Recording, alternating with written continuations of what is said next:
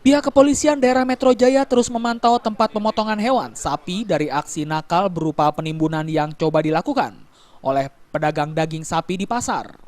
Selain itu, pihak kepolisian juga ikut melakukan pengawalan dan pengamanan serta sosialisasi saat dilakukan operasi daging murah yang dilakukan oleh Bulog untuk menghindari aksi penolakan yang dilakukan oleh pedagang daging sapi di pasar.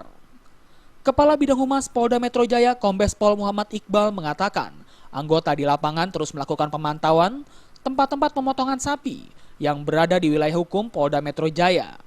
Selain itu, polisi juga melakukan penjagaan di pasar tempat operasi daging murah untuk mengantisipasi hal-hal yang tidak diinginkan.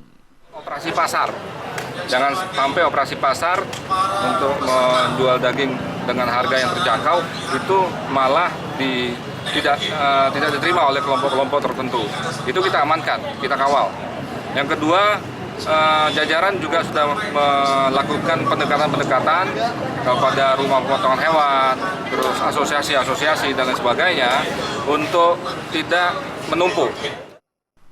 Dari Jakarta, Zikri Amin melaporkan.